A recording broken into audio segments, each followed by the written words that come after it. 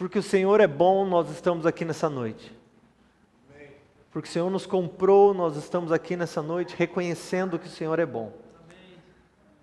Deus, nós pedimos que Teu Espírito Santo abra os nossos olhos para ver, os nossos ouvidos para ouvir, e nos dê um coração cheio de amor por Ti e disponibilidade para obedecer e viver tudo aquilo que o Senhor tem para nós.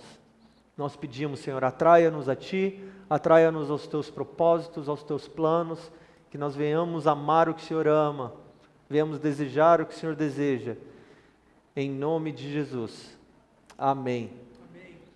Amém. Hoje é um domingo muito especial no calendário cristão, porque hoje nós celebramos, historicamente, o Domingo de Ramos. Talvez você, por ter crescido na igreja ou nunca ter participado das festividades da Igreja Católica, você nunca tenha tido um entendimento claro a respeito do porquê se celebra o Domingo de Ramos, o porquê é importante para nós nos lembrarmos daquilo que aconteceu durante a Semana Santa. Hoje eu quero aproveitar para falar a respeito disso, da celebração do Domingo de Ramos, mas eu também quero juntar esse assunto e esses textos que nós vamos ler com aquilo que o Senhor tem falado comigo, que também tem falado com outras 100, deixa eu ver, número vocês sabem que não é muito bom comigo. É isso mesmo, 100 milhões de pessoas ao redor do mundo. Então, eu quero convidar vocês a algo hoje que o Senhor tem falado comigo, mas isso no contexto da profecia que se cumpriu no Domingo de Ramos, em contexto com Israel. Ok? Então, Domingo de Ramos, não sei se você sabe, aconteceu em Israel, vocês sabem disso, né? Aconteceu em Jerusalém. Eu quero que antes de passar para o texto principal, eu quero que você abra a sua Bíblia em Salmo 118.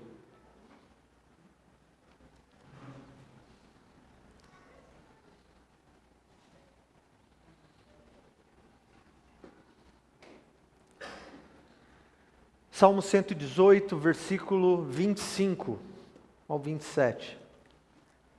Isso é uma canção profética. Todo esse salmo, ele faz parte de um grupo de salmos que são salmos messiânicos, proclamações a respeito do Messias que se esperava que viesse a Israel como Salvador. Então no versículo 25, a proclamação é assim: salva-nos, Senhor, nós te pedimos. Ó Senhor, nós te pedimos, envia-nos prosperidade. Bendito seja o que vem em nome do Senhor. Nós vos abençoamos da casa do Senhor. O Senhor é Deus e faz resplandecer a sua luz sobre nós. Preparai a festa com ramos até as pontas do altar. Então esse momento, essa porção de salmos dessa canção, ela é uma proclamação profética que se esperava que acontecesse literalmente quando o Messias viesse.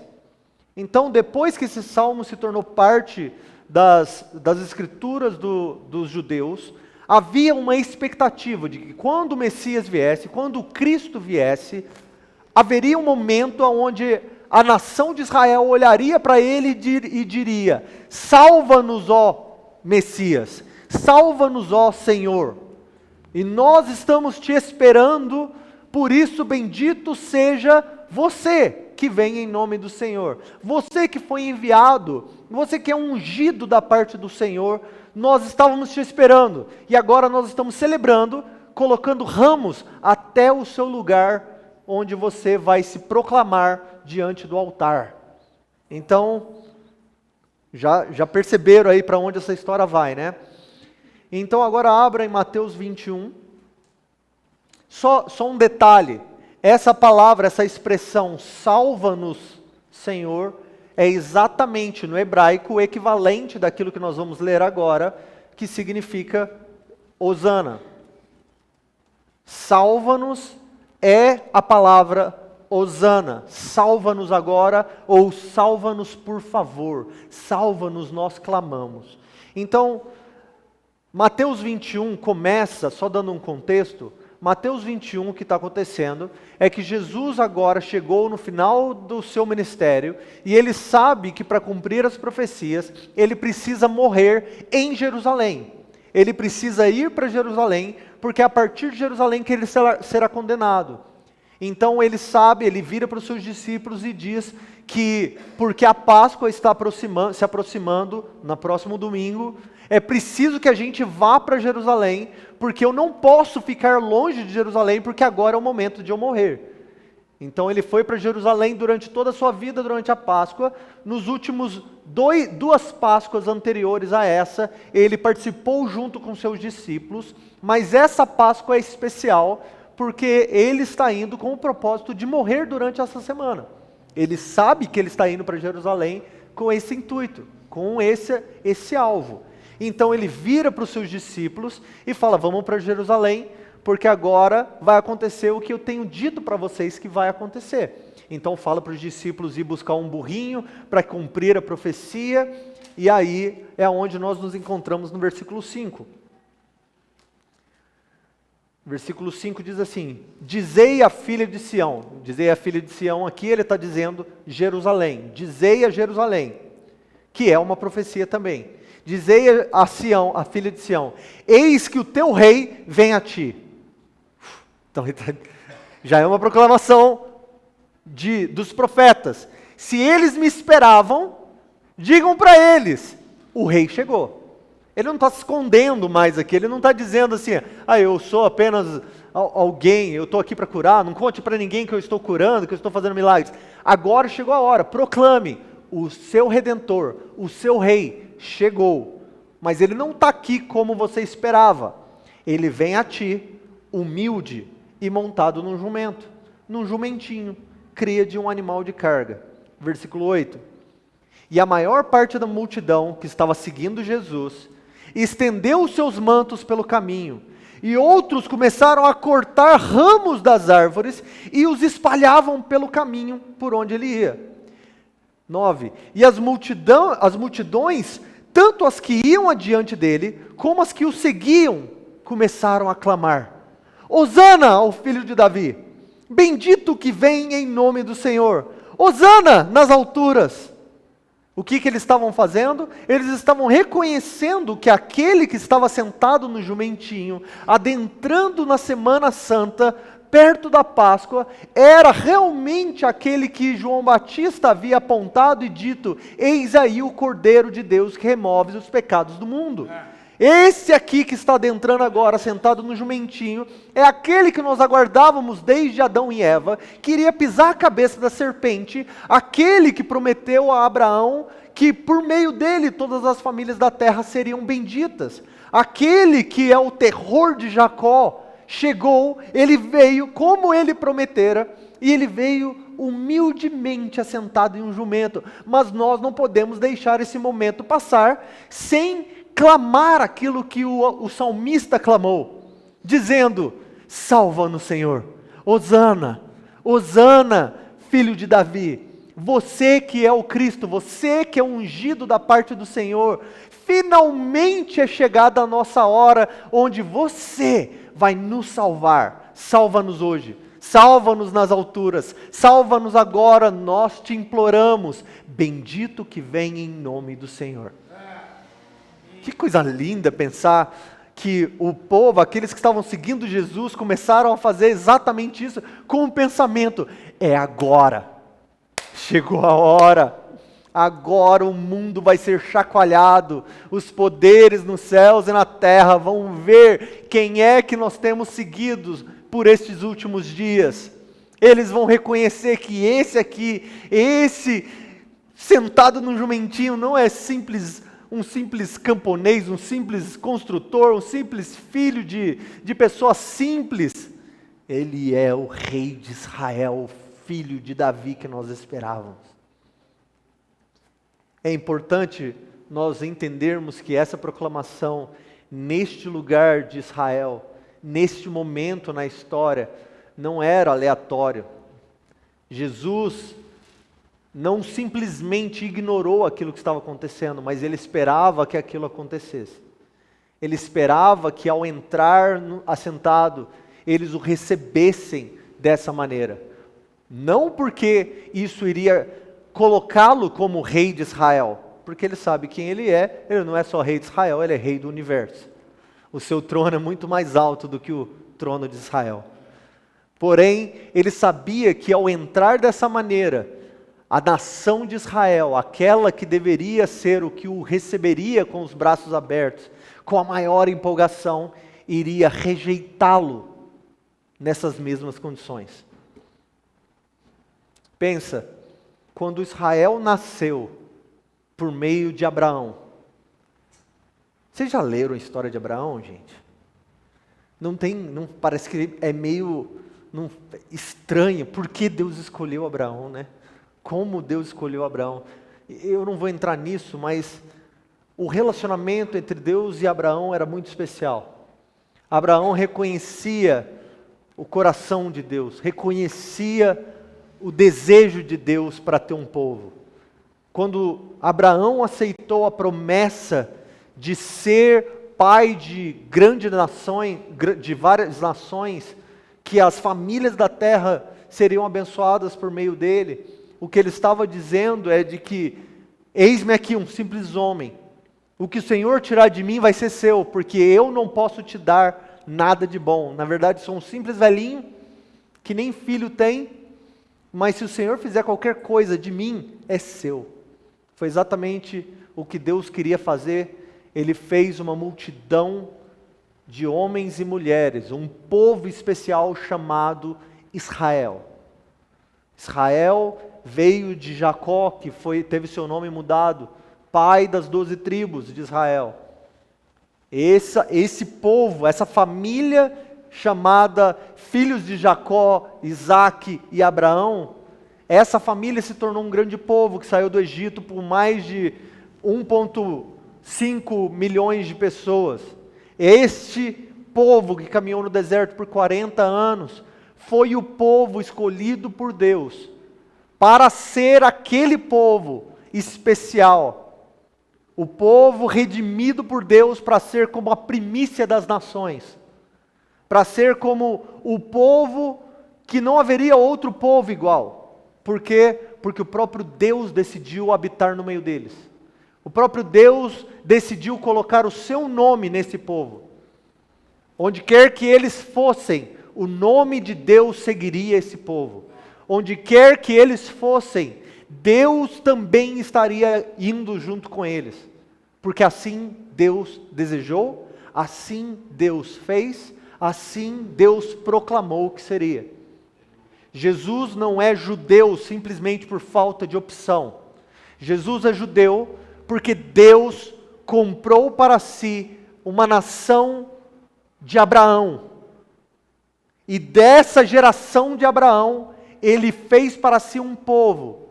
E o representante dessa primícia das nações, dos povos da terra, chamado Israel, haveria de vir um Messias. Haveria, por isso que a profecia diz, o broto de Jessé vai brotar. Haveria de nascer um ramo do meio da nação de Israel. Deste homem, desta família, todas as outras nações da terra seriam abençoadas. Nós fomos alcançados não somente por um príncipe de Israel, mas pelo Messias e Rei de Israel. Quando nós, até pouco tempo atrás, e eu consigo imaginar teologicamente falando a dificuldade de olhar para Israel, para olhar para as profecias de Israel na Bíblia e não encontrar uma nação existente que se pareça com aquilo que a Bíblia diz, muitos teólogos acabaram olhando para nós, igreja, e dizendo, nós somos o novo Israel de Deus. Esquece a nação de Israel. Esquece aquele povo lá no Oriente Médio, porque nós, a igreja, somos o verdadeiro Israel. Isso proporcionou uma grande confusão teológica. Porque quando você olha para as profecias bíblicas, e você é sincero ao mesmo tempo, porque tem muita gente não sincera que não está nem aí com o que eu vou falar, mas se você é sincero e você lê as profecias bíblicas, você consegue ver que existe a igreja e as profecias para Israel não têm a ver com aquilo que tem a ver com a igreja, nem sempre. Existem palavras e profecias que têm a ver com a igreja, e essa igreja sendo o povo de Deus. Existem profecias falando a respeito do povo de Deus, incluindo o povo de Israel como povo de Deus e igreja. Mas existem profecias e palavras que são apenas para esse povo chamado Israel, que não tem a ver com você, brasileiro. Oi? Nem se você usar um talite, nem se você tocar chofar, nem se você colocar uma bandeira de Israel dentro da igreja, não vai ter a ver com você. Porque Deus tem um compromisso, Deus tem um plano, Deus tem um alvo, tem um sonho no coração de Deus, que Ele vai promover. Tome quanto tempo tomar, mas Ele vai ter para si a nação de Israel. E isso é especial, isso é único. A Argentina, o Brasil, os Estados Unidos, o Afeganistão não são e nunca tomarão o lugar que a nação de Israel tem no coração de Deus. Por isso assusta muitos da igreja ocidental quando algo do tipo, algo assim é dito de que quando Jesus voltar, o que você vai ver voltando do céu é um judeu. Um judeu, provavelmente não muito alto. Um judeu com traços de judeu, corpo glorificado, mas um rei judeu vai descer do céu. Isso incomoda muita gente hoje em dia, como sempre incomodou ao longo dos séculos. Porque, para muitos, o que os judeus fizeram com Jesus, a maneira que os judeus olharam para Deus e ignoraram a graça de Deus, é motivo para que eles sejam exterminados da face da terra. Mas deixa eu te dar uma boa notícia, isso também vai acontecer com você muito em breve. Quando as nações da terra olharem para você e te chamar de verme da terra, chamar a igreja de Deus como os piores seres já criados, vocês também vão ser perseguidos e odiados da mesma forma que os judeus foram e são. Então fique tranquilo, o seu tempo vai chegar, a sua hora vai chegar. Vamos voltar para o assunto. Então, nesse momento, Jesus tinha um povo seguindo ele. E quando essas pessoas seguiram ele até a entrada de Jerusalém, eles disseram: nós precisamos coroá-lo. Nós precisamos proclamar que ele é o rei, que ele é o Messias, que ele é o nosso Salvador. E assim eles fizeram. E eles clamavam: Hosana ao filho de Davi, bendito que vem em nome do Senhor, Hosana nas alturas. E aí, versículo 10, quando Jesus entrou em Jerusalém, toda a cidade se agitou e começou a perguntar: mas quem é esse? E as multidões respondiam: esse é o profeta Jesus de Nazaré, da Galileia. Então aí você vê, porque parece que quando a gente lê, a gente imagina Jerusalém inteiro lançando ramos e aceitando Jesus e dizendo: Hosana, Hosana. Mas essa não é a realidade. Os seguidores de Jesus, a multidão que seguia Jesus, teve a atitude de: vamos cumprir a profecia e proclamá-lo Salvador de Israel.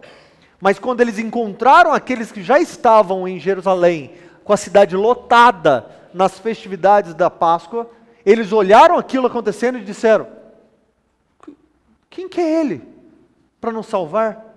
Quem que é ele para ser proclamado Messias? Quem é esse para que a gente busque ele como o bendito que vem em nome do Senhor? O que está acontecendo? E aí eles olham e falam: é o profeta de Nazaré, da Galileia. Imagina o que isso soou para o povo de Jerusalém. Era a mesma coisa de chegar em São Paulo e falar: é o artista lá de Varginha. Os caras de São Paulo, cidade de igreja, que Varginha, que é de Varginha tem artista? A única coisa que a gente conhece de Varginha é o ET. E olha lá, né? Então, é mais ou menos isso que está acontecendo aqui nesse momento. Então, quando Jesus entra em Jerusalém, ele vai para o templo onde ele deveria ser proclamado como o rei de Israel e assentar-se no templo como rei, como Deus. Aqui a profecia de eis aí o seu Deus deveria ser declarado. Mas quando ele entra, ele encontra pessoas vendendo cordeiros, pombinhas, facilitando para as coisas acontecerem nas festividades da Páscoa. As pessoas já nem se esforçavam mais para trazer a sua oferta ao Senhor, ela chegava lá e comprava alguma coisa que nem custou nada para ela, não teve esforço. Não era a respeito do relacionamento com Deus, era a respeito da religiosidade de se fazer certo, fazer as coisas certas para ser visto como justo. Jesus aqui resolve cumprir duas profecias. Ele cita Isaías 56, 7 e diz para aquele povo que a minha casa será chamada casa de oração para todos os povos. Essa é a profecia de Isaías 56, 7. Que eu os atrairei a mim, os encherei de alegria no meu santo monte, e a minha casa será chamada casa de oração para todos os povos. Mas aí ele cita outra profecia e diz, mas o que vocês fizeram? Transformaram ela em um covil de ladrões. Uma profecia que dizia que se vocês desobedecerem ao Senhor, ignorarem a voz do Senhor, os mandamentos do Senhor, transformando a minha casa em um covil de ladrões, eu assolarei a sua terra, eu deixarei ela abandonada. E ele disse, vocês sabiam que a minha vontade era de que essa casa fosse uma casa de relacionamento, de conversa, uma casa de oração. Mas o que vocês fizeram dela um lugar de negócios, onde vocês foram proclamados justos, não pela boca do Senhor, mas pelas suas próprias ações. Covil de ladrões. Ignoraram o Senhor e criaram um sistema onde vocês podiam bater nas próprias costas e dizer, eu sou justo, eu sou bom, eu amo o Senhor.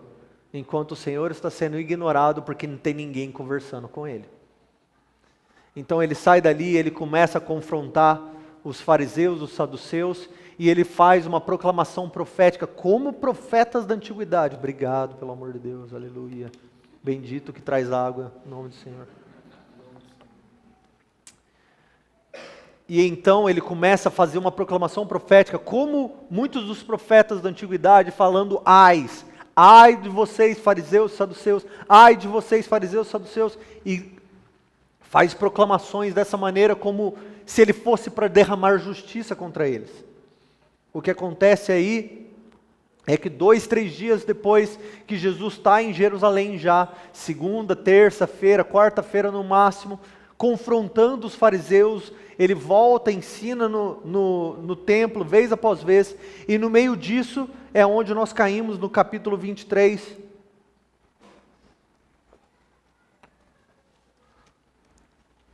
versículo 37.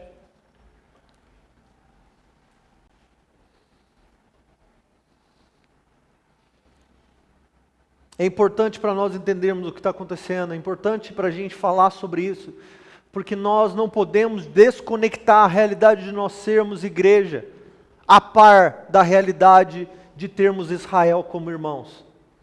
Israel não é só uma nação que necessita de salvação, porque eles necessitam de salvação. Mas Israel, ele é a representação, e posso falar sinceramente, a representação da nossa condição também diante de Deus.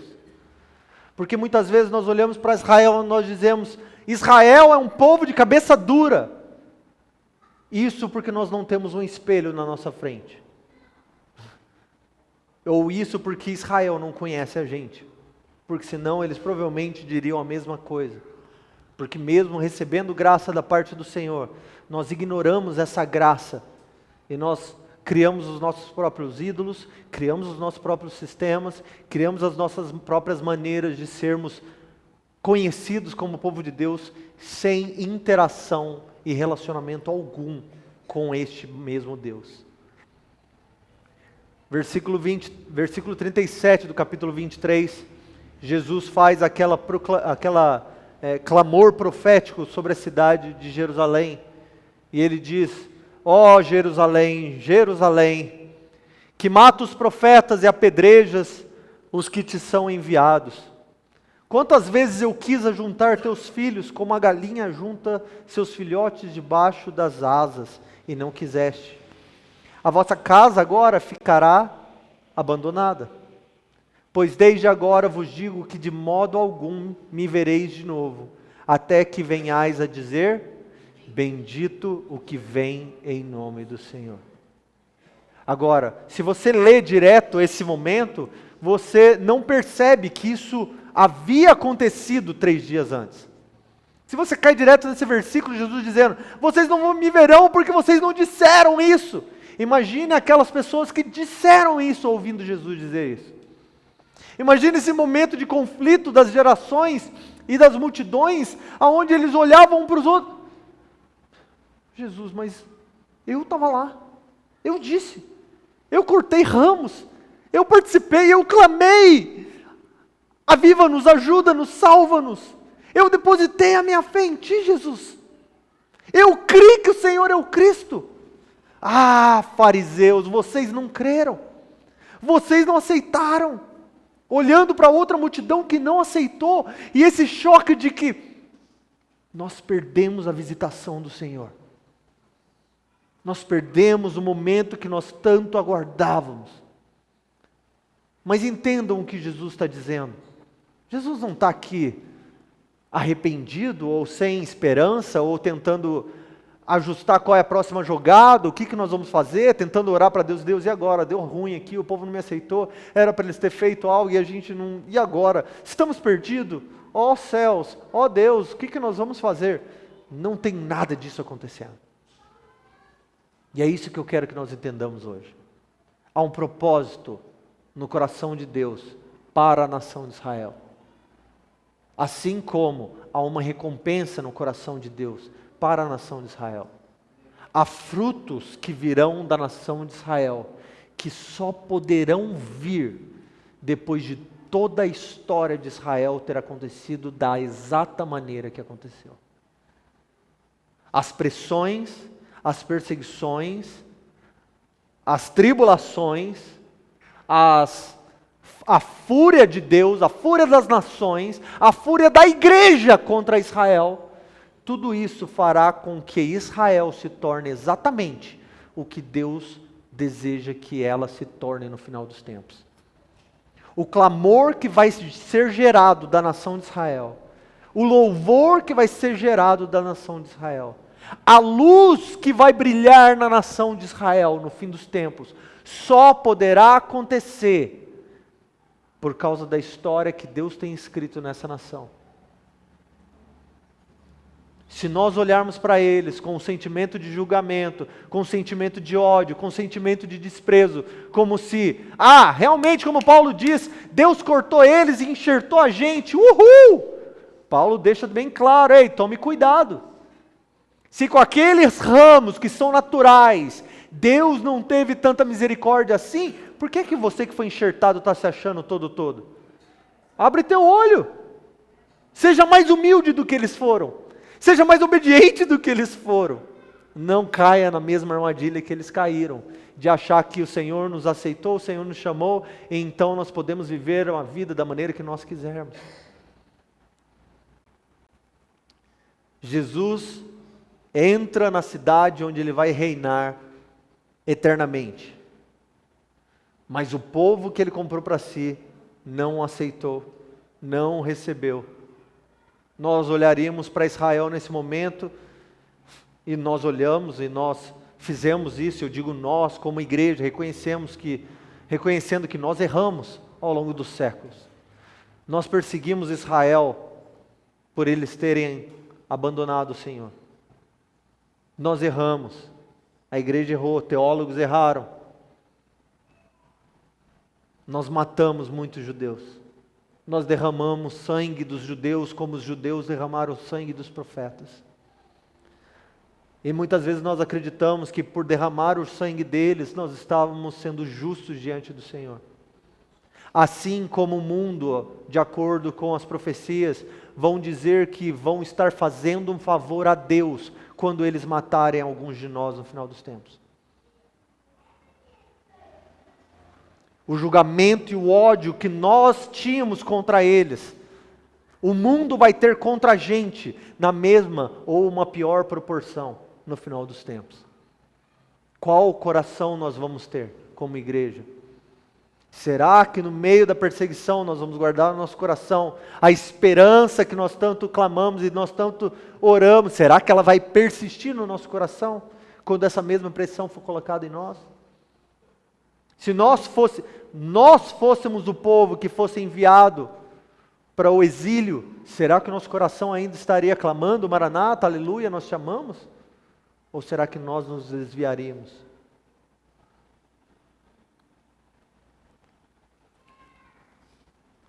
No domingo de Ramos, no domingo, no começo da Semana Santa,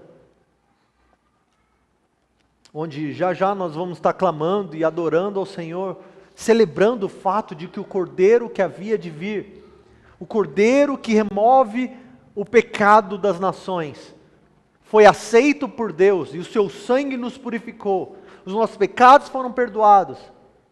Antes de nós chegarmos nessa celebração, nós precisamos primeiro reconhecer o fato de que, como povo de Deus, como seres humanos, nós não reconhecemos Jesus quando Ele veio. Nós, muitas vezes ainda não o reconhecemos. Varginha não reconheceu Jesus quando Ele veio. Varginha não reconhece Jesus hoje. E Varginha precisa reconhecer. Mas para a nação de Israel, existe uma profecia que eu amo muito, e que eu já preguei dezenas e dezenas de vezes sobre essa profecia. E eu queria ler ela com você hoje.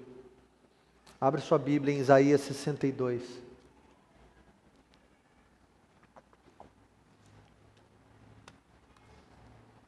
Eu quero que você leia essa profecia comigo, tendo em mente o contexto do fim dos tempos, o contexto atual, pós-profecia de Jesus, de que ela seria desolada, assolada e ficaria abandonada.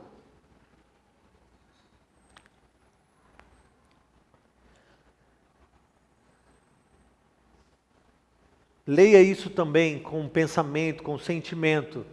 Isso é Deus falando com Israel. Ok? Não são homens simplesmente que estão tentando consolar uma nação. É Deus demonstrando o seu coração por Israel. Diz assim, isso é Deus dizendo: por amor de Sião eu não me calarei. Por amor de Jerusalém eu não descansarei. Até que a sua justiça resplandeça como o nascer do sol, e a sua salvação como uma tocha acesa. E as nações verão a tua justiça, e todos os reis verão a tua glória, e te chamarão por um novo nome, um nome que a boca do Senhor designará. Também serás uma coroa de adorno na mão do Senhor, uma diadema real na mão do teu Deus. Nunca mais te chamarão desamparada, nem a tua terra se denominará desolada, mas ao invés disso te chamarão Refzebá. A tua terra será chamada Beolá. Como é que está aí na sua tradução? A casada, a amada, ou Efzebá, que quer dizer o meu prazer está nela. Porque o Senhor se agrada de ti, e a tua terra se casará. Assim como um jovem se casa como uma moça, assim teus filhos se casarão contigo. Como o noivo se alegra na noiva, assim o teu Deus se alegrará de ti. Pensa comigo o que está acontecendo aqui agora. Deus está proclamando e dizendo: não ficaremos parados. Não ficaremos aqui no contexto de Santíssima Trindade. Não vai te abandonar. Não vai se esquecer de você. Não vai te deixar nas mãos da história. Eu disse que se vocês me abandonassem, isso iria acontecer. Eu coloquei diante de você a bênção e a maldição, e eis que vocês escolheram historicamente a maldição. Eu disse para vocês, escolham a vida, escolham a bênção, escolham me obedecer, e vocês escolheram aquilo que leva à morte, aquilo que leva à maldição. Vez após vez eu quis derramar minha misericórdia sobre vocês, e vocês não quiseram aceitar. O fruto que vocês estão colhendo agora, foi vocês quem plantaram a semente. Mas a minha mão não estará recolhida para sempre.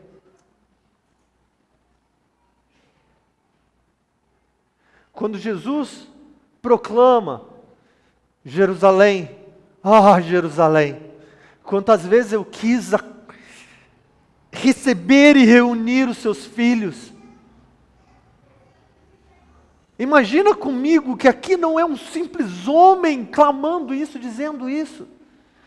Nós estamos ouvindo o coração do próprio Deus espremido de amor e desejo por um povo. E dizendo, quantos homens eu mandei para falar com vocês? Quantos profetas eu levantei cheio do meu espírito para profetizar para vocês? Quantas advertências eu mandei para vocês? Por quê? Porque o meu coração é ter vocês para mim.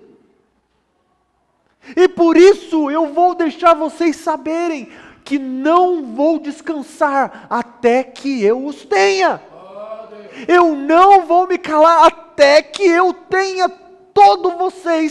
todo o seu coração para mim. E aí ele diz, eu não vou me calar, até que Jerusalém seja como uma tocha acesa, até que a sua justiça resplandeça como o nascer do sol. Quando é que isso vai acontecer, gente? Profeticamente falando, quando é que isso vai acontecer? Quando o próprio sol da justiça se assentar em um trono em Jerusalém, é nesse momento que Jerusalém se tornará uma tocha para as nações. A profecia está dizendo, nós não vamos parar, eu não vou calar, até que do céu venha aquele que vai te justificar, te santificar e fazer a sua luz brilhar. E deixa eu dizer, a luz que vai brilhar em Jerusalém, não vai brilhar em nenhuma outra nação como brilhará lá. A tocha que vai brilhar em Jerusalém é a tocha que vai brilhar no Brasil. A luz que nós teremos nas nações é a luz que emana de Jerusalém.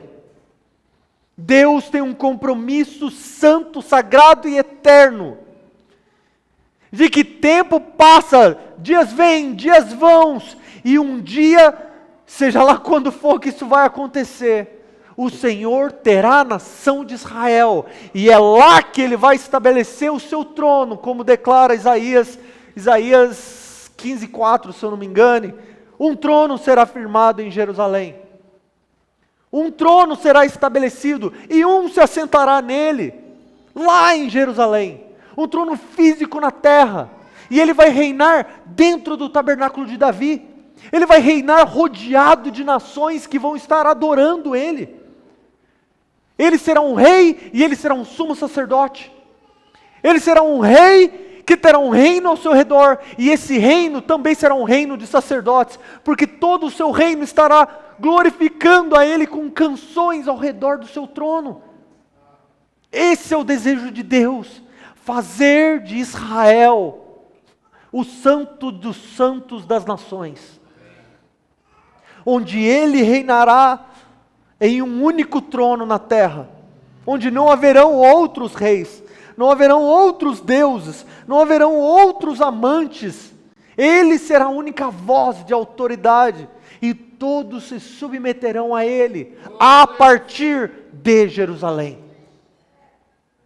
Mas ele diz que primeiro, ela se tornaria desolada, ela se tornaria abandonada, ela seria negada, negligenciada, sua terra seria feita como um deserto.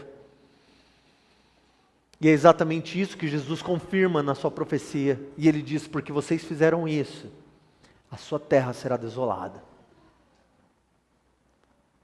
A sua terra será abandonada.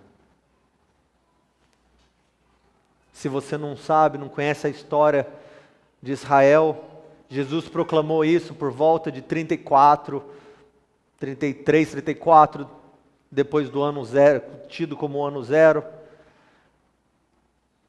O templo ficou pronto.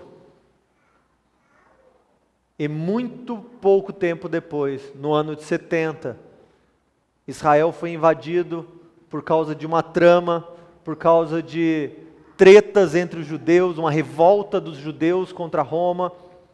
O general Tito invadiu Roma, junto com suas tropas, e aniquilou Israel do mapa. Jerusalém foi destruída. Absolutamente destruída. Quando eu digo destruído, imagine Jericó destruída. Imagine assolada ao ponto de virar pó. Para você ter uma ideia do que eu estou falando, o historiador Joséfos, quando ele fala a respeito da destruição de Jerusalém, ele diz que não existia ninguém nas redondezas que pudesse convencer um viajante de que aquele monte de pedras um dia foi uma cidade habitada. É isso que o historiador diz. Tamanha destruição de Jerusalém. Os judeus foram expulsos e proibidos de voltar para a terra santa, para a terra deles. Na verdade, eles foram espalhados pelas nações. Foi nesse tempo também que a igreja cresceu e avançou, sendo espalhada e perseguida por todos os cantos. Mas depois de 70 depois de Cristo, depois desse momento da destruição de Israel, Israel deixou de existir.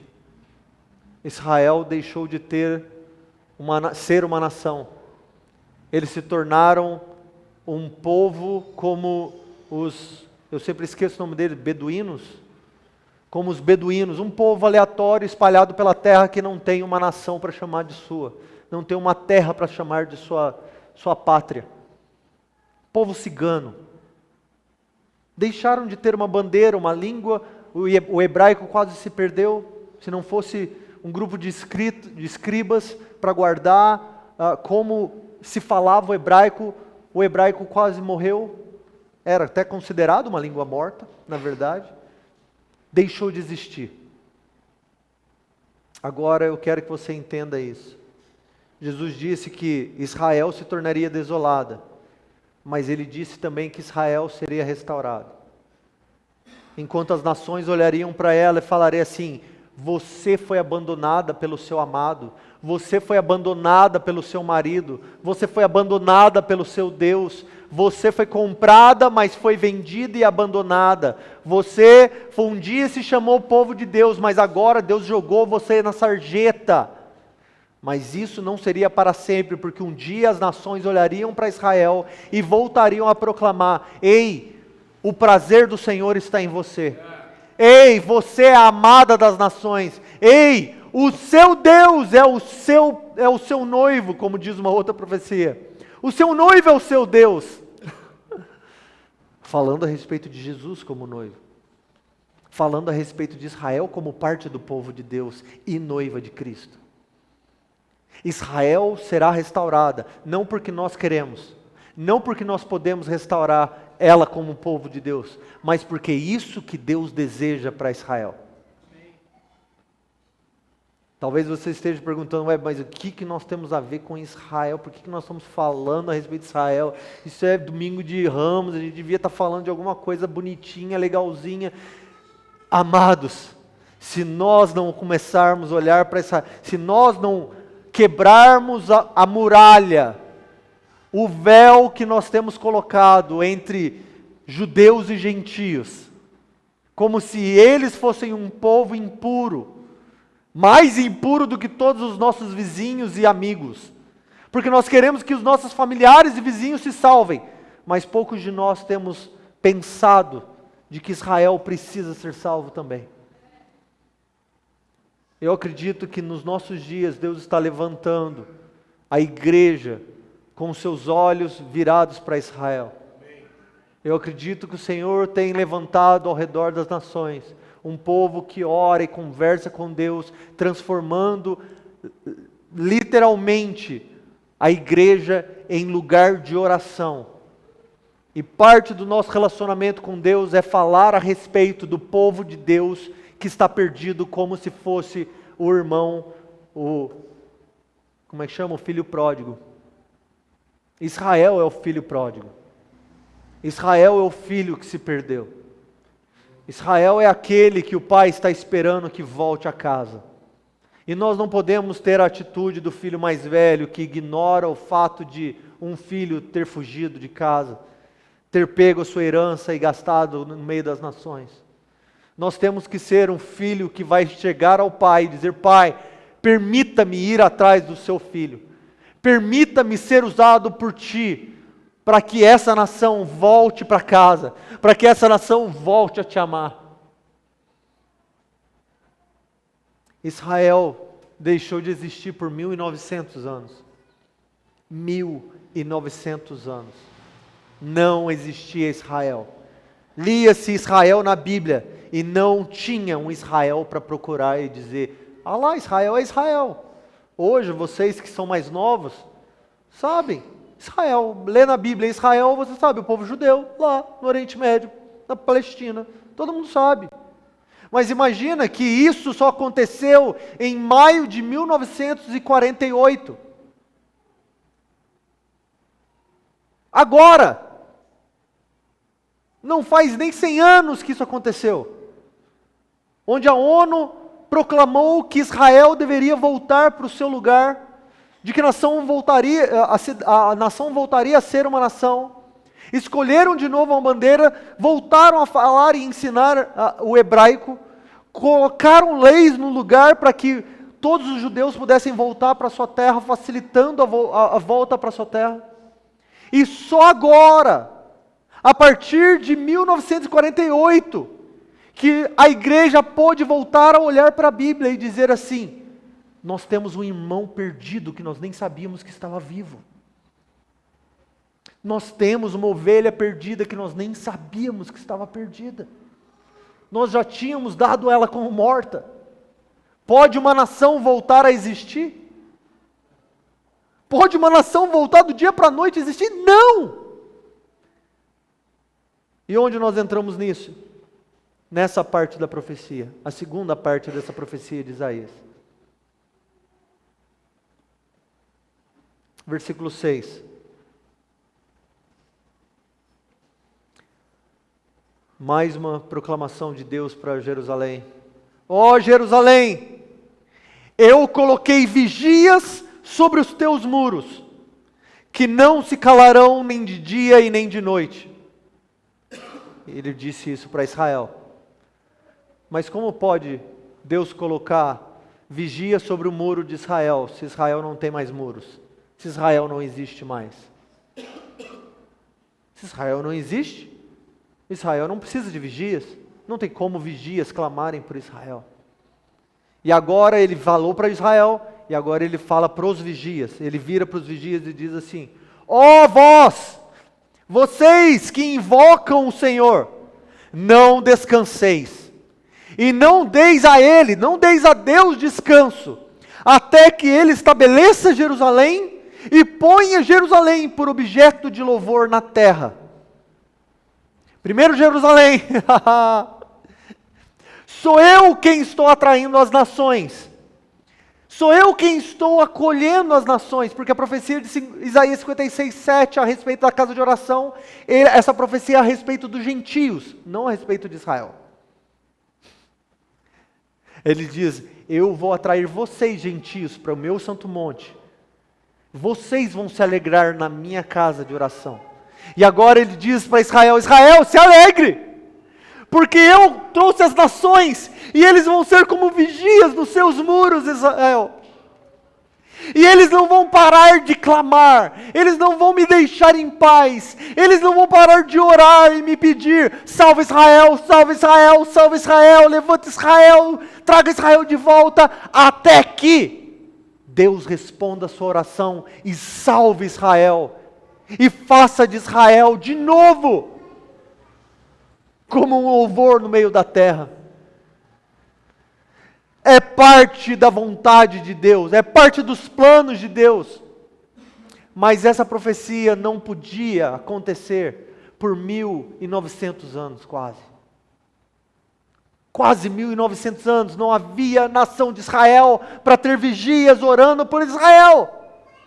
Mas a profecia diz assim: não deis a ele descanso até que ele estabeleça Jerusalém e o ponha por objeto de louvor na terra. O Senhor proclamou aos confins da terra, quer dizer, para os gentios, para as nações. E ele disse assim: dizei à filha de Sião, o teu Salvador vem. Dizei a Israel, dizei aos judeus, o seu Messias está voltando, está chegando. E ele vem para que você possa clamar Hosana de novo. E ele vem para que você diga: bendito que vem em nome do Senhor. E eles chamarão povo santo, remidos do Senhor. E tu, Israel, será chamada procurada, a cidade não desamparada. Tudo isso para dizer, queridos, que das muitas profecias que não podiam se cumprir antes da nossa geração, nós fazemos parte da primeira geração que pode cumprir Isaías 62. Porque somente uma geração que veria Israel como nação de novo, poderia clamar até que Jesus voltasse. Até que ele restaurasse Israel. Até que ele se colocasse como rei. Quantos anos faz que isso aconteceu? 48? 75 anos. Quem tem alguém na família de 75 anos, mais ou menos? Quer dizer, os seus pais, os seus avós, essas pessoas que você conhece, são a primeira geração que poderia clamar e não parar de clamar até que essa profecia se cumprisse. Os pais deles não poderiam. Aqueles que vieram antes não poderiam, porque não existia Israel.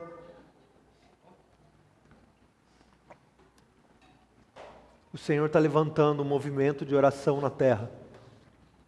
O Senhor está despertando a igreja para a oração. E eu mesmo, como pastor, por algum tempo eu negligenciei isso. Eu negligenciei pessoalmente, ministerialmente e como líder dessa igreja, como pastor dessa igreja. Eu tenho sido negligente em me esforçar no ensino, no encorajamento, na exortação de que a nossa igreja realmente fosse o que nós dizemos que nós somos. Quando nós dissemos que nós iríamos ter uma sala de oração toda semana, nós não estamos fazendo modinha. Talvez você não saiba, mas em 2007 eu e minha esposa nos mudamos para uma casa de oração para sermos treinados, para sermos missionários intercessores e participarmos, construirmos e encorajarmos reuniões de oração ao redor do mundo. Nós fomos missionários em casas de oração 24/7, que oravam e adoravam dia e noite sem parar por quase 15 anos. Quase 15 anos. Em um certo momento, quando nós saímos da casa de oração, meio que isso foi deixado cada vez mais de lado. Cada vez mais a gente se desconectava com a realidade do movimento de oração e daquilo que o Senhor estava fazendo ao redor do mundo. Esse jejum para mim de 40 dias foi um dos piores dos últimos jejuns que eu fiz no quesito ouvir a voz de Deus, sentir, discernir, não me sentir fragilizado. Pelo contrário, parecia que eu estava muito bem de saúde, não senti fome, não senti vontade. Foi chato para mim pessoalmente, sendo vulnerável. E nos últimos dias, desde a semana passada, o Senhor começou a me atrair para certos assuntos que eu sabia ter a ver com o movimento de oração. O Ramon, semana passada, citou um nome do nosso pastor que pastoreou a gente nos Estados Unidos durante quase uma década. E fazia anos que eu nem pensava nele mais. Eu já nem sentia nada a respeito dele. Ramon falou aquilo, eu até respondi ele, mas depois eu fiquei com aquilo na cabeça, encucado. Eu falei, cara, realmente, o impacto, e ele estava falando sobre o Kirk, o impacto que o Kirk teve na minha vida pessoal, no meu ministério, o fruto que vocês comem, que vocês se alimentam da nossa vida, é também fruto do ministério desse homem. E eu tenho ignorado isso. Eu tenho ignorado aquilo que o Senhor fez ao longo da nossa jornada, dos nossos anos, como se aquilo fosse somente uma fase. Deus só quis fazer aquilo na nossa vida para nos levar para o movimento de oração, e até no final das contas a gente está em Varginha liderando em Magodei.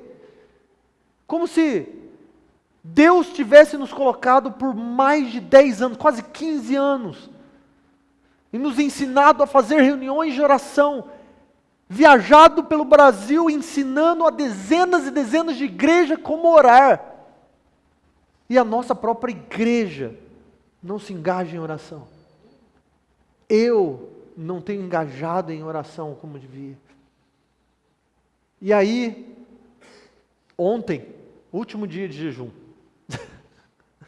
último dia 39 do jejum, eu acordei, estava todo mundo dormindo ainda, eu desci para o meu escritório, eu falei, vou ler, não achei minha Bíblia, não sabia onde estava, e aí eu falei, na hora que eu olhei em cima da minha mesa, tinha um livro do Vitor Vieira, que ele me mandou de presente, um livro novo dele, que chama A Coisa Mais Importante do Mundo, que ele mandou, chegou 2 semanas atrás, nem abrir o livro eu tinha aberto ainda. Nem agradecer ele por ter mandado o livro eu tinha mandado ainda. Chegou o livro, eu sabia sobre o que era o livro. Eu sabia que ele ia falar de oração, falar do amor por Deus, eu sabia do que era. E eu estava ignorando, estava cuidando das coisas. Estava fazendo comida como Marta. Cuidando de servir a Deus como Marta. E eu falei, eu vou ler esse livro. Na hora que eu abri a primeira página, e eu estou falando isso assim, me segurando. Quando eu abri a primeira página, o Vitor, ele, como é que fala?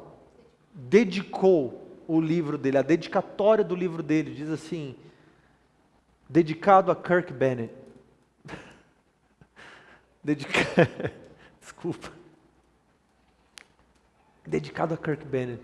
Obrigado por sua caminhada, sua jornada, como isso me impactou, as nossas viagens e tal. Quando eu li aquilo, eu falei, eu não preciso ler mais nada nesse livro. Eu sei o que o Senhor está me falando, Deus. Obrigado porque o Senhor está me lembrando de onde nós viemos. Eu sei que o Senhor está me levando de volta para o lugar de oração. Eu sei que o Senhor está me levando de volta para o lugar de relacionamento. Talvez a gente tenha construído um covil de ladrões. E o Senhor queria que nós estivéssemos construindo uma casa de oração. Talvez a gente está tentando construir várias outras coisas, mas nós estamos negligenciando o lugar de relacionamento. E eu sabia que tinha a ver com isso. Em 1 hora eu li metade do livro. Metade do livro. Nada era espantoso, tudo familiar, porque eu ensinei aquilo durante 15 anos. Eu vivi aquilo durante 15 anos. Tudo que eu estava lendo eram apenas lembretes do Senhor. Web, vocês foram chamados para o lugar de oração. Web, vocês foram chamados para construir uma comunidade de oração. Web, vocês foram chamados para construir uma cidade refúgio, uma comunidade de relacionamento, uma comunidade profética que se relaciona com Deus e com a sua palavra. E eu fui fazer alguma outra coisa, enrolei depois, a Nath me achou e eu falei, vamos lá, subi. Peguei meu celular, que nem abri meu celular naquele dia, eu tinha aberto.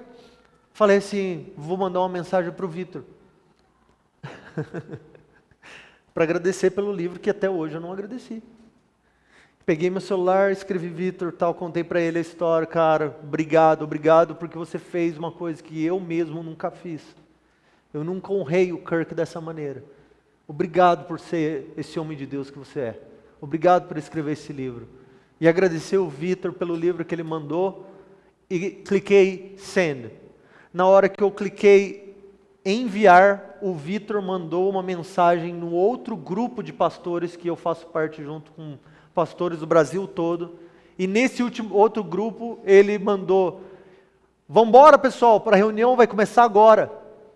Porque ele já havia mandado uma mensagem que eu havia ignorado, uma reunião com o Mike Bickle, por chamada de vídeo, com líderes do Brasil todo, para falar a respeito de oração, jejum e oração e intercessão por Israel. E acreditem, para o título da reunião, o título do jejum, o título daquilo que estava sendo falado, era Jejum Isaías 62.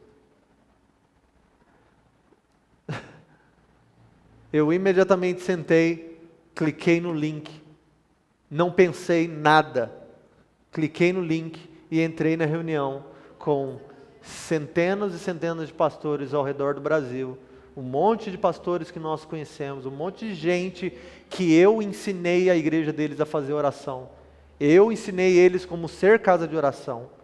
Um monte de gente que hoje está fazendo casa de oração, está promovendo relacionamento, está proclamando tudo que nós deveríamos estar proclamando.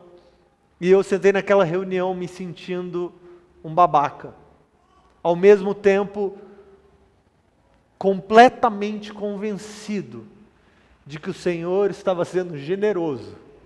No último dia do jejum, não precisava ter falado nada, 40 dias. No último dia do jejum, nos lembrando, como pastores dessa comunidade, sobre o que nós somos a respeito. Nós não somos simplesmente um clube social. Nós não somos um lugar para as pessoas frequentarem no domingo à noite. Nós não somos uma igreja comum no sentido da palavra comum. Nós somos uma comunidade que nasceu de oração, que deveria viver de oração, para que em oração nós viéssemos proclamar as obras de Deus, as maravilhas de Deus, e parte de sermos uma igreja que ora. Israel precisava fazer parte dos assuntos falados nessa igreja. Hoje é um momento muito especial, porque o Mike Bickle, eu passei 2 horas nessa reunião ouvindo o Mike contar as histórias sobre como 40 anos atrás, fazendo aniversário agora dia 7 de maio, exatamente 40 anos atrás, Deus estava trazendo as profecias que iriam dar a luz ao movimento de oração que nós vemos hoje. Milhares e milhares de casas de oração ao redor do mundo. E os países mais conectados com isso eram os países da Ásia. E ele fala assim que está errado, mas vocês entendem, né? A Ásia não é um país, vocês entendem isso. E o Brasil. Mas ele lembrou dessas profecias, e aí ele disse que algumas semanas atrás, outro grupo de líderes de missões globais vieram para ele e disseram: Mike, vamos fazer um jejum por Israel. Um jejum de 21 dias, onde todo dia nós vamos nos reunir e orar por Israel para que o Senhor venha salvar Israel. E o Mike falou assim: mas quando que isso vai acontecer? E aí ele falou: dia 7 de maio. Aí o Mike: vocês não sabem por que 7 de maio é importante para nós? Eles não fazem ideia. Porque foi exatamente nessa data, 40 anos atrás, que Deus disse que Ele iria levantar um movimento de oração, que iria orar pela salvação de Israel. E iria dar início a um avivamento. 40 anos atrás, na data. E o Mike decidiu participar e ele começou a perguntar para as pessoas porque pensou, ninguém vai querer fazer parte de uma coisa como essa. Ninguém vai querer orar por Israel. Não faz sentido hoje em dia na cultura. E em poucas horas que eles declararam, lançaram um vídeo, 10 mil pessoas haviam dito sim para participarem disso. Mas hoje, o movimento já está alcançando o alvo de 100 milhões de pessoas. Esse é o alvo, de 100 milhões de cristãos ao redor do mundo, orando por 21 dias, para que o Senhor traga de volta o nosso irmão perdido, para que o Senhor salve uma nação inteira. E fazendo isso, e falando isso, eu sei a dificuldade que nós temos. Nós não temos músicos, nós não temos nossas reuniões de oração são fracas. Nós pensamos, acabamos de sair no jejum. Eu não posso dizer, ninguém, faça o jejum de novo, 21 dias. Eu não posso simplesmente pedir isso de vocês. Mas eu posso fazer exatamente o que o Mike fez. E exatamente o que eu senti que o Senhor estava fazendo. Convidando a participar disso, junto com os nossos irmãos ao redor do mundo. Nós vamos dizer, vocês podem jejuar o que quiser, da maneira que quiser, durante esses 21 dias. Mas uma coisa nós precisamos e nós iremos fazer em 3, 5, 10 pessoas, ou eu e a Nath, o Ramon e a Tal, se cair só na gente, só na nossa liderança, e a mãe. Durante 21 dias nós vamos abrir essa sala e nós vamos fazer uma reunião de oração, todos os dias. Como isso vai acontecer? Eu não faço ideia. Se nós vamos simplesmente deixar uma música, um som tocando, e nós vamos vir aqui orar, é assim que vai ser. Não estou dizendo, gente, vocês precisam parar o que vocês estão fazendo, vocês precisam, adiciona mais alguma coisa na casa na vida de vocês. Vocês não sabem tanto como é que estão a minha vida, como é que estão as coisas, vocês não sabem quão difícil tem sido os últimos meses para mim. Eu só estou dizendo sim para aquilo que eu acredito como pastor, que o Senhor está convidando a nossa igreja. Ele está nos lembrando. Nós deveríamos ser em Varginha, nós deveríamos ser no sul de Minas, um lugar onde pessoas encontrariam descanso na casa do Senhor, encontrariam paz. Nós deveríamos ser conhecidos não como igreja do louvor, igreja da palavra, igreja de teologia, igreja do pessoal legal, igreja do ar-condicionado. Nós deveríamos ser conhecidos como uma casa de oração, uma igreja que ora, uma igreja que se relaciona com Deus, uma igreja que não perde a oportunidade de se reunir para orar. Qualquer outra atividade que nós tivermos está abaixo em prioridade dessas reuniões. Então, essas reuniões, esse convite que eu estou fazendo nesse domingo de Ramos, reconhecendo que o Senhor quer algo das nações, quer algo da igreja, é um convite estendido para vocês, de que nós seremos uma igreja que ora, não só por nós mesmos. Nós vamos orar para que o Senhor visite Israel, porque nós sabemos que se Deus visitar Israel, isso significa que Jesus está às portas. Se o Senhor visitar Israel, nós sabemos com certeza de que o Espírito está sendo derramado sobre toda a carne.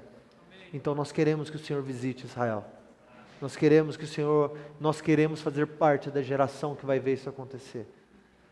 Que nós venhamos ser aqueles que vão clamar até que o Senhor faça o que Ele deseja fazer. Vamos ficar de pé?